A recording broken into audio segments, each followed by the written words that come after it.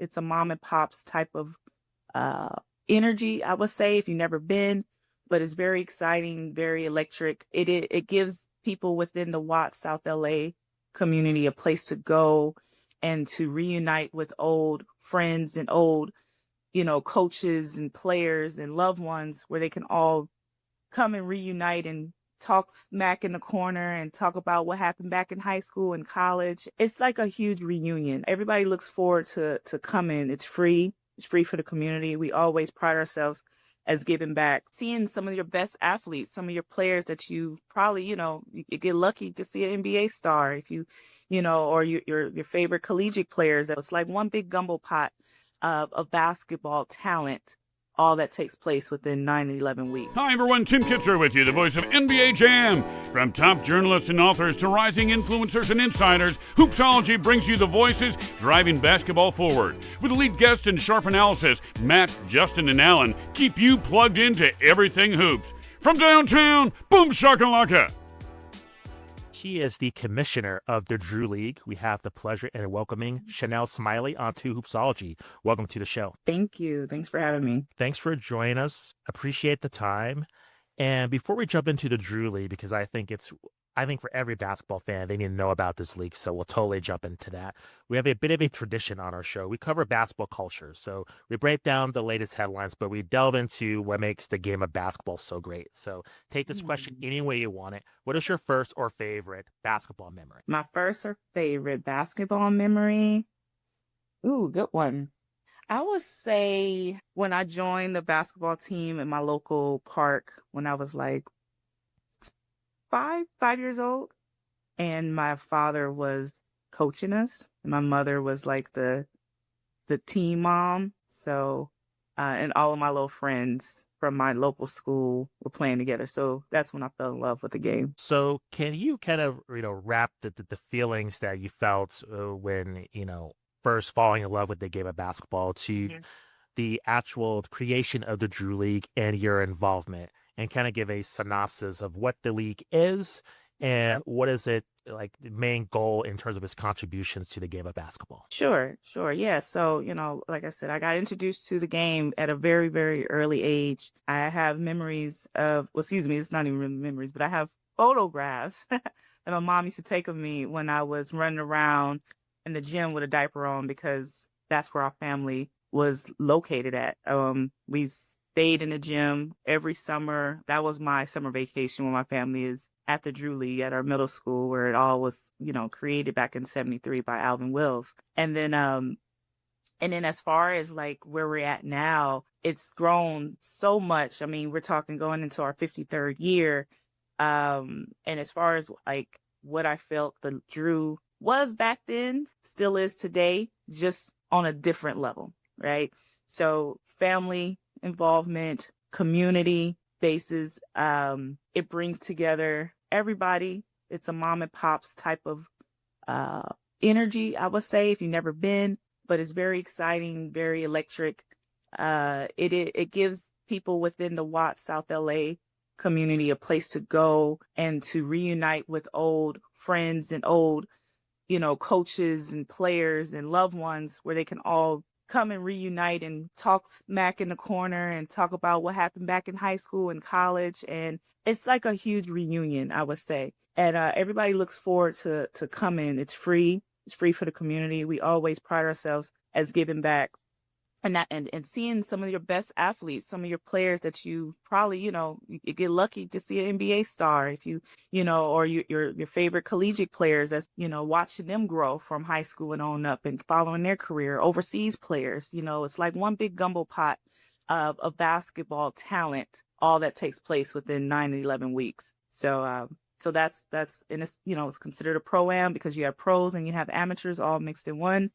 And, we've been thriving on the east side of LA, for 50 going on 53 years, and it's just getting better and better and giving people the opportunity to grow their game. Can you explain the relationship that the Drew League has with professional players and why we see consistently every year some of the best players in the world come to the Drew League for that time span? You can explain when that first started happening and why that's the case for those who are uninitiated. Sure. Like I want to say it started happening. I was young. I want to. It was back in the day. Baron Davis and when he was playing for UCLA. Actually, when he was playing at Crossroads High School, and then he's a familiar face there. He's like a godson to my dad. For my dad, and after he was like one of the biggest NBA players that came. After that, it was a trickle down effect. I mean, the coach for the Clippers, Tyronn Lue, he played. Ex-coach for the Lakers. It was different players from back in the day that would come and just drop in. And a lot of them were local Lakers or just local LA players, and they knew that's where the good runs were at. So it was just a word of mouth for all these years, before social media and all of that. We had the newspaper articles and things like that, but it was really word of mouth. And then after that is just once we gravitated over to from the middle school to then where our second location was Washington Park. That's where you probably seen the viral Kobe video take place. We was there for about a good 5 years, and then we moved over to King Drew because we just outgrew the location. But we always stayed on that side of town. But I feel like the talent continues to grow, and the from the LeBrons to the Kobe's to the KDs, them and Kyrie's recently dropping in because they know the talent is great. They can expect a good run. It's done professionally. It's very organized. And we're here in LA where a lot of people vacation here during the summer. A lot of these guys from in the NBA have, vacation homes. They're out here working out with Rico Hines at UCLA. So that's always a plus too, because of our location. And because of the credibility that we've established over the years, people feel good and feel comfortable, feel safe to stop in and really show their skills. So what is, in terms of the amateurs that participate, what is that dynamic like in terms of them facing off with professional players? Is it some animosity there in terms of wanting to prove yourself to these pros? Are they starstruck? What's kind of the dynamic, what's going on? Because I think these professional players, I correct me if I'm wrong, are they playing through the entire league, or are they just dropping in for games? So the pro players, they would randomly come. Like, a lot of times I don't know when they're coming. I would know maybe the day before. For instance, when LeBron came, that was his second time coming. He came in 2011 during the lockout era. And I knew the day before I knew the day of when he came. Then the same most recent years, a couple years back, I knew the night before because the tweet went out. So sometimes I don't know. I'm just as surprised as everybody else. The way it takes place is the coaches have the relationships with the players that are on their team, or might have relationships with the agents, managers, or whatnot. And they will contact them and say, hey, you got Rome, such and such is in town, wants to play. Sometimes I might get a call from a handler. But I noticed that the amateur players, now mind you, we say amateur because they're not considered professional. When we say but professional, if you're making money, you're pro, right? So you go to China, you go to Australia, you playing out there in those leagues, you're pro. So I would just say the non-NBA players, because that takes a bulk of our of what the league entails. Some of them get starstruck if it is a high profile player, but for the most part, they want to battle with them. They want them to come with everything because they have something to prove. And I think they find it very fascinating when, I mean, as a professional athlete or any athlete, you want to have a good run with someone on the level you're trying to get on.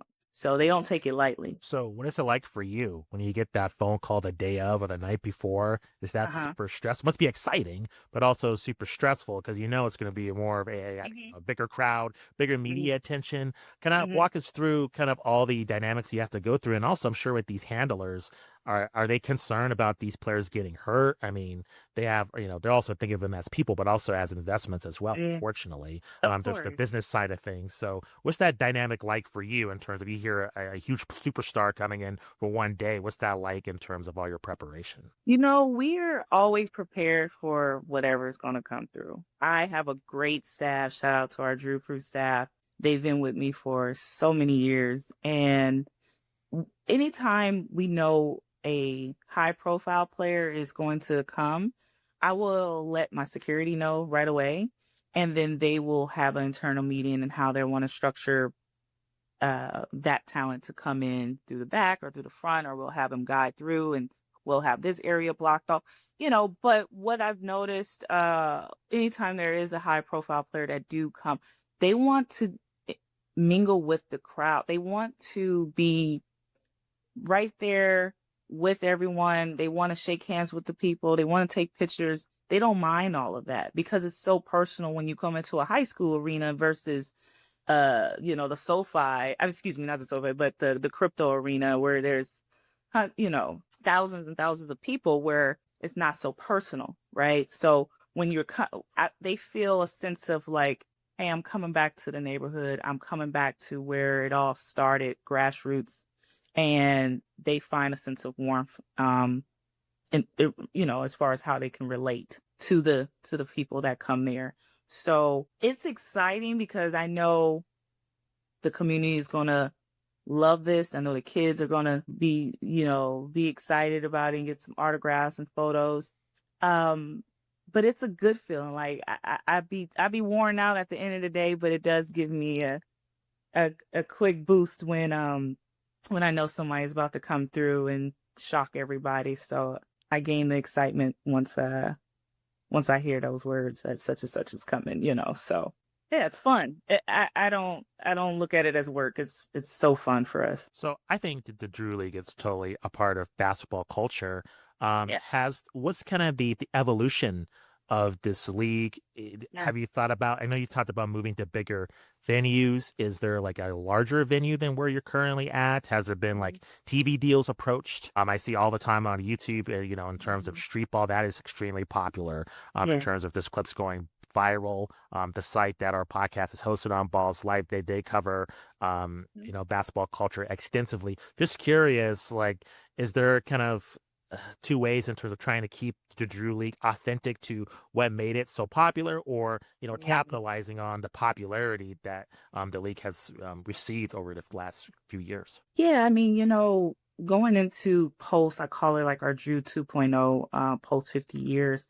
My staff and I, we're kind of reconfiguring some things because we understand times are changing and it's so saturated with basketball in the summertime. So there's always something going on. And we understand we've been doing this for such a long time that, every business have to tweak some things. We have to change some things around. So we're currently exposing those different areas. And we're really excited about it. I don't want to share too much because we're still in the process of figuring those things out. But we want to continue, like the summer league itself is not going to go away.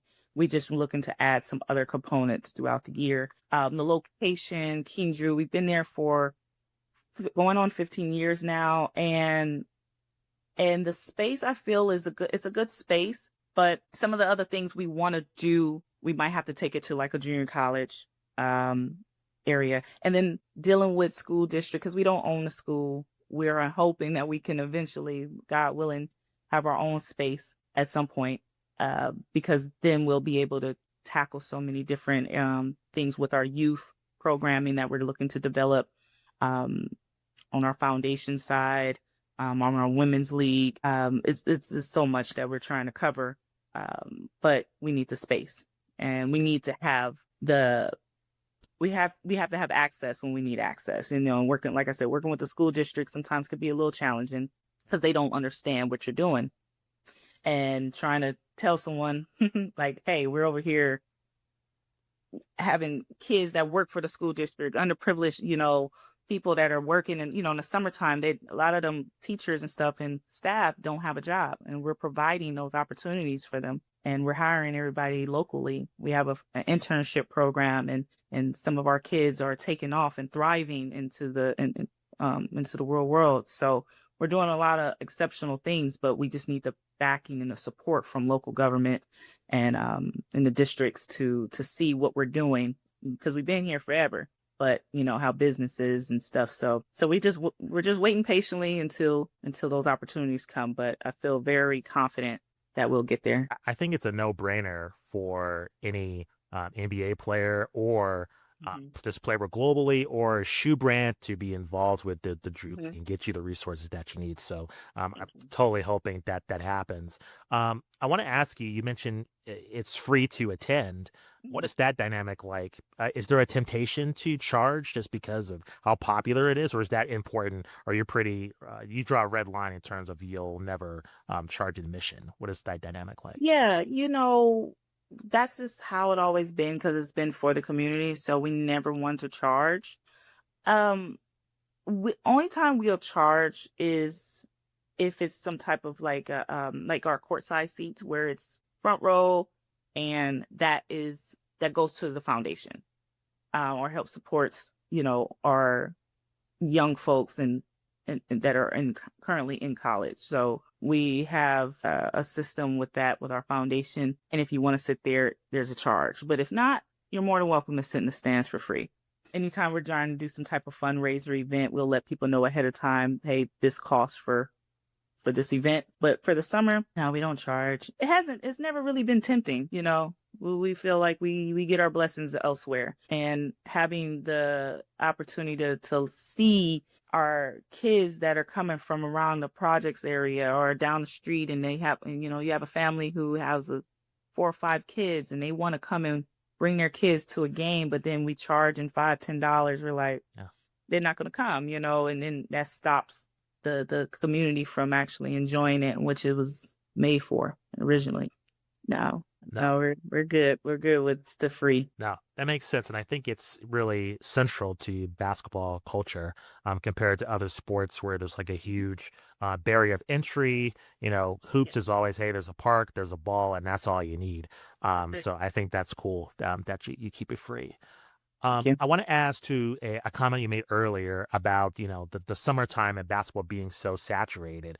Can you kind of explain the evolution of pro-am tournaments, you know, around the country? I think even, I believe a video game, NBA Live, even incorporated, like your character had to go play in different pro-ams throughout the entire summer before they went into the NBA. So it's totally ingrained in terms of not only the Drew League, but other pro-ams. Can you talk about that, and if other pro-ams have reached out to you in terms of getting advice and just the evolution of that as well? Yeah, I mean, there's so many other programs. I mean, back in the day, you would have, you know, you have your Rucker, right? You have your Drew. There's, I believe there was out there in Goodman, out there in DC. And then there's been more that's been coming over the last 10, 15 years from different cities, and I've had multiple conversations with different commissioners. And there's no like competition where I'm trying to be better than you or you're trying to be, like, everybody is within their own city. You operate with what's best for what you got going on, you know? And so therefore, you know, what we did do before, I want to say a few years back, we had like a friendly competition with Philly, Baltimore, Miami, myself, and forgot the Atlanta, and we all came together. New York, we all came together and battled for like to see who was the best pro-am, you know. Cool. That was pretty cool. We did that a couple years in a row. And you know, I'm sorry, I forgot your second question. What you were saying about the growth, right? Yeah, correct. Yeah.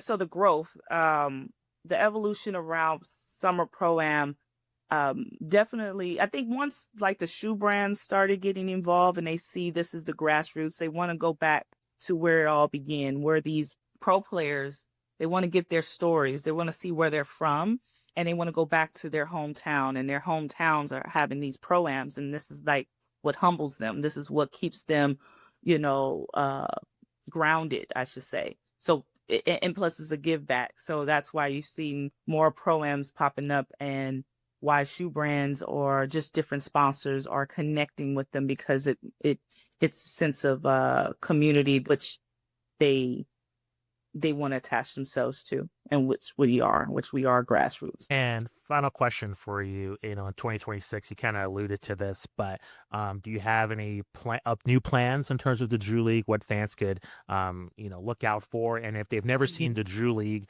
can you kind of let our audience know where they can go in person, or where they can follow it online as well? Yeah, for sure. So 2026, we have, like I said, we are internally working on some different projects, but our